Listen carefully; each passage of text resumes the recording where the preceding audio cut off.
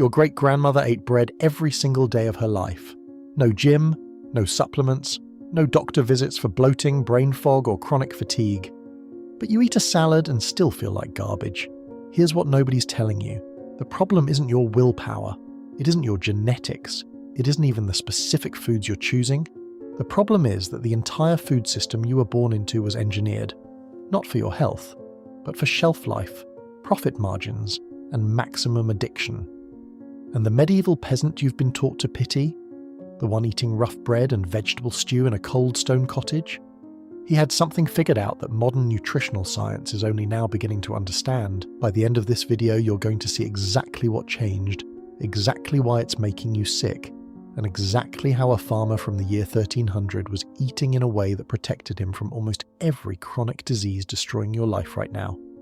Let's start with something that will completely reframe how you see your kitchen. Walk into any supermarket today and read the ingredients on a loaf of bread.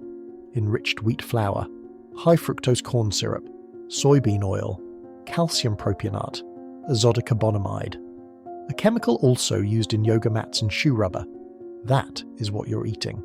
Now here is what a medieval baker put in his bread: flour, water, salt, a little wild yeast culture he had been keeping alive for decades. That's it. 4 ingredients, no label needed. But here's what makes this so much more than just a clean eating story. Medieval bread wasn't just simpler. It was biologically, chemically, and nutritionally superior to anything sitting on your shelf today. And the proof isn't coming from wellness influencers or ancient wisdom blogs. It's coming from peer-reviewed science, archaeological bone analysis, and clinical nutrition trials. The medieval peasant wasn't eating well despite his limitations. He was eating well because of them, because he had no choice but to work with real food, grown in living soil, prepared with time and patience, and eaten in season. We had all of that, and we threw every single piece of it away.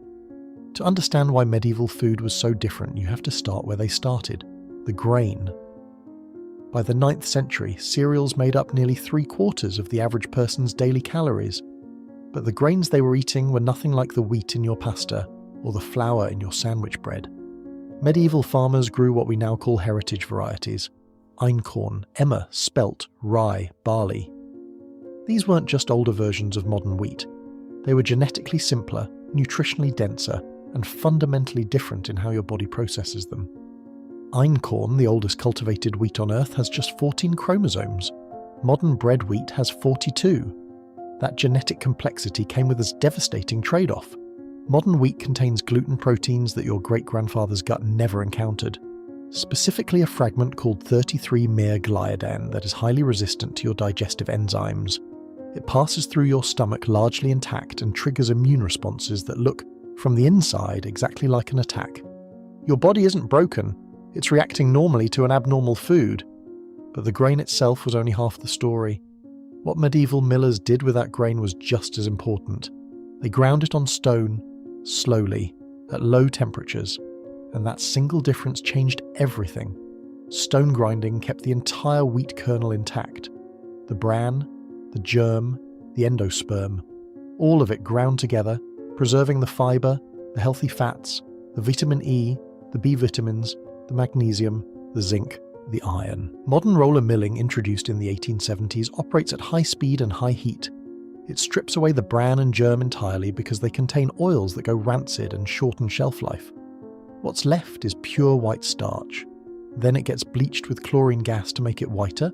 Then synthetic vitamins are injected back in so it can legally be called enriched. The numbers tell the whole story. Stone ground flour contains 56% more calcium, 75% more iron, and virtually 100% more vitamin A than roller-milled flour.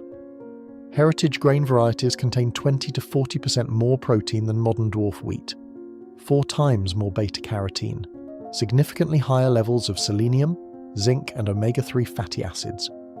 We didn't just change how we mill grain, we nutritionally gutted the foundation of human civilization and replaced it with white powder. Here is where medieval food preparation gets genuinely extraordinary, and it's something so simple, so ancient, and so completely abandoned by modern food production that most people have never even heard of it in this context. Fermentation. Medieval bakers didn't have commercial yeast. They used wild cultures. Sourdough starters captured from the air, fed with flour and water, kept alive for generations. Some monastery bakeries maintained the same living dough culture for decades, passing it from baker to baker like a sacred inheritance.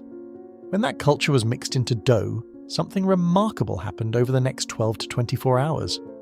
The naturally occurring lactobacilli bacteria went to work. They consumed the sugars in the dough and produced lactic acid and acetic acid. That acidic environment activated enzymes that broke down phytic acid, the compound that normally binds to minerals like iron, zinc and calcium, and blocks your body from absorbing them. It broke down lectins, the proteins that can damage your gut lining. It partially pre-digested the gluten itself, making it dramatically easier to process. By the time that bread went into the oven, it had been fundamentally transformed. It wasn't just flour and water anymore. It was a pre-digested, mineral-unlocked, gut-friendly food that your body could actually use.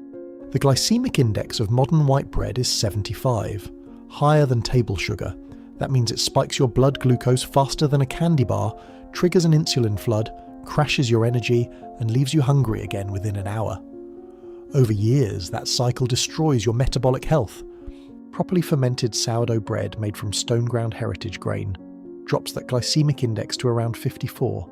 The fibre and intact germ slow the conversion of starch to sugar. The energy releases slowly. You stay full. Your blood sugar stays stable. Your pancreas doesn't spend the day in crisis mode. A 2014 Italian study took people with irritable bowel syndrome, all of whom reported severe symptoms after eating modern bread, and switched them to bread made from ancient einkorn wheat using traditional stone milling and long fermentation.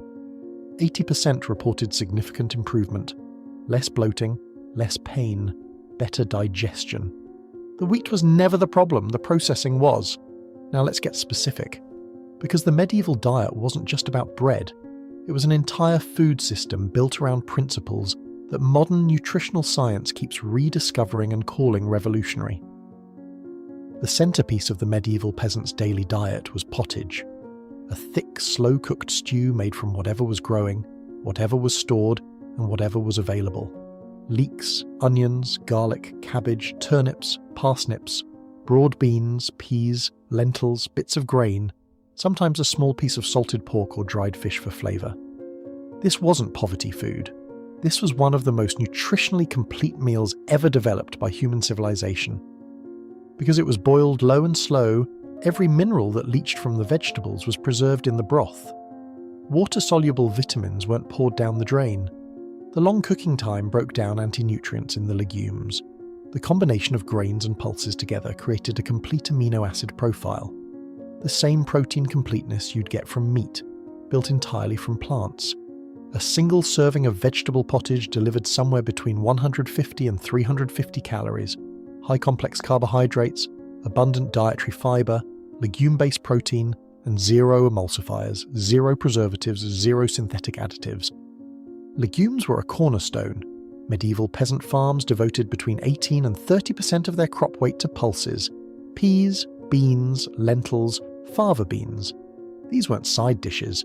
They were the protein engine of the entire diet, and they delivered something modern protein sources don't: prebiotic fibre that fed the gut microbiome and kept the immune system in balance. Dairy was important, especially in Northern Europe. Cheese, milk, yogurt, often fermented with wild cultures that introduced live beneficial bacteria into the diet every single day. Not the pasteurized, shelf-stable, bacteria-free dairy sitting in your refrigerator. Living food, full of active cultures. Meat was a luxury. When it was eaten, it came from pasture-raised animals or wild game. That matters enormously, because pasture-raised animals have a fundamentally different fatty acid profile than grain-finished industrial meat, higher in omega-3, lower in inflammatory omega-6. The fat itself was a different substance. And fat is where the modern diet has perhaps done its most invisible damage. Medieval cooks used butter, lard, olive oil in the south, fish oil from the abundant herring and cod that fed Northern Europe through every winter. There were no industrial seed oils, no corn oil, no soybean oil, no canola oil. These products did not exist. The omega-6 to omega-3 ratio in the medieval diet was somewhere between 1:1 and 4:1. That ratio matters more than almost any other single factor in your metabolic health. Because omega-6 fatty acids, when consumed in excess, drive chronic inflammation through eicosanoid pathways. And chronic inflammation is the root mechanism behind heart disease, type 2 diabetes, autoimmune conditions, Alzheimer's disease, and most cancers. Your diet today has an omega-6 to omega-3 ratio of somewhere between 10 to 1 and 20 to 1, sometimes higher. That shift happened because after World War II, industrial seed oils became the cheapest source of dietary fat on Earth. Corn oil, soybean oil, sunflower oil, they flooded the food supply. They went into every processed product, every restaurant fryer, every margarine tub sold as a healthy alternative to butter. And the chronic inflammation they generate has been humming quietly in your body every single day since you were old enough to eat processed food. The medieval peasant eating lard-cooked pottage and butter on his rye bread had an anti-inflammatory fat profile that modern functional medicine doctors now charge hundreds of dollars per consultation to help their patients achieve. Here is something that gets almost no attention in conversations about medieval food: the preservation methods. Without refrigeration, without chemical preservatives, without vacuum sealing or modified atmosphere packaging, medieval people had to keep food safe and nutritious through months of winter. And the systems they developed didn't just preserve food, they made it more nutritious. Fermentation was everywhere. Ale and beer were the daily drinks of peasants across northern Europe, not primarily for intoxication, but because fermenting grain made it safer than water, more calorie-dense, and rich in B vitamins.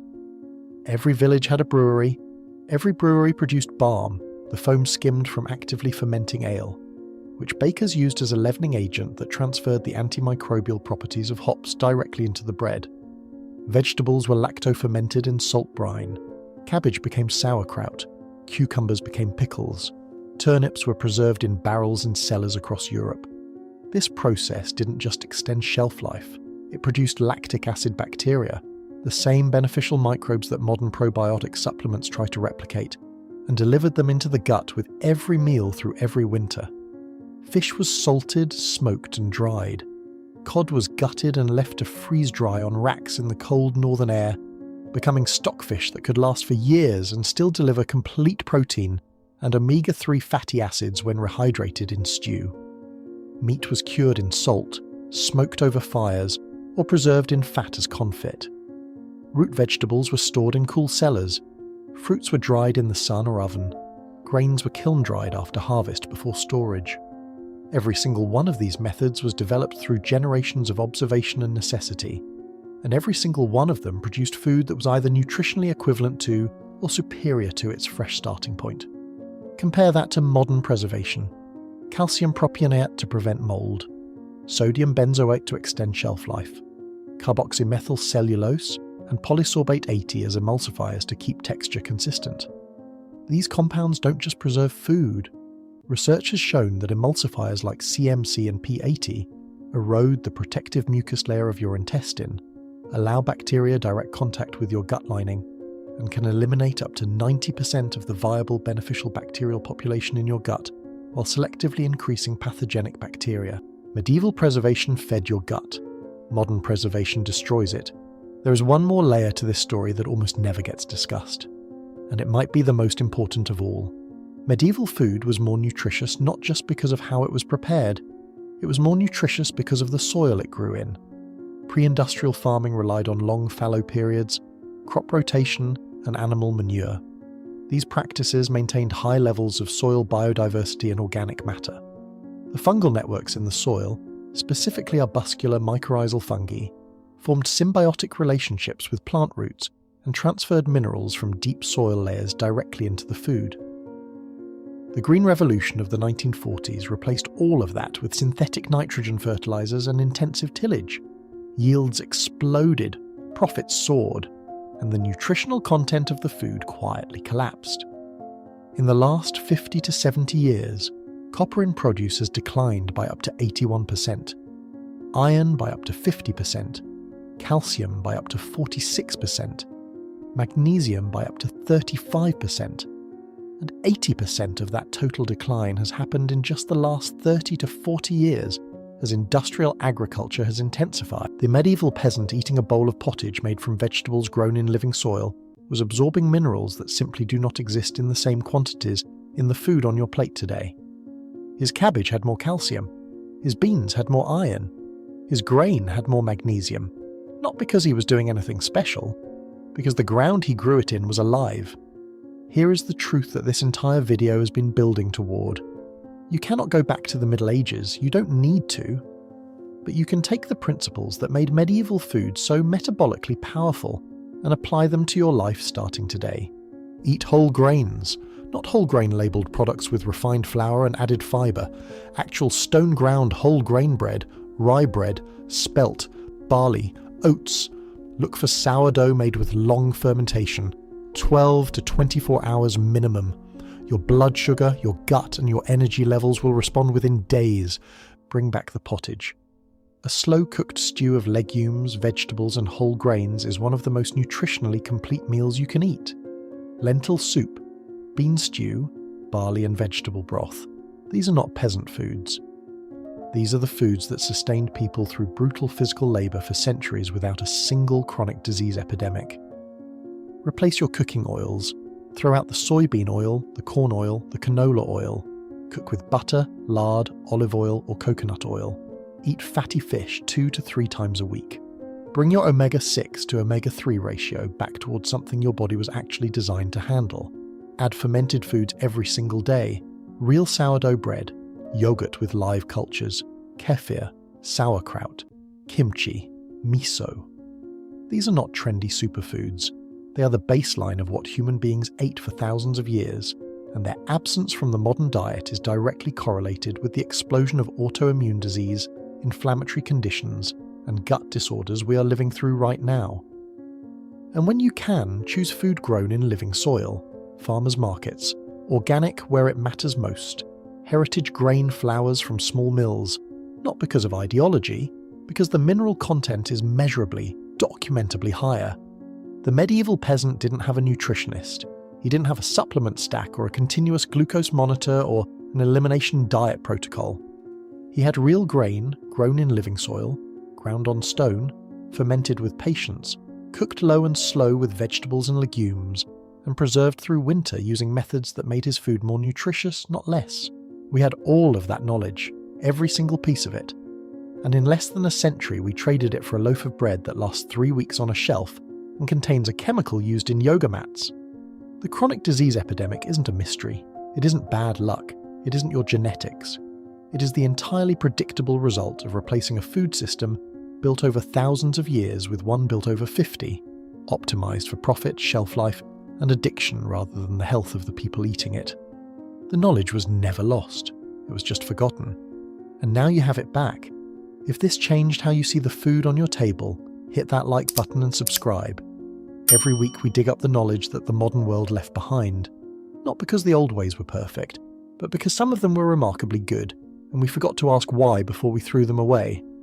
Drop a comment and tell me, what is the first thing you are changing about the way you eat after watching this?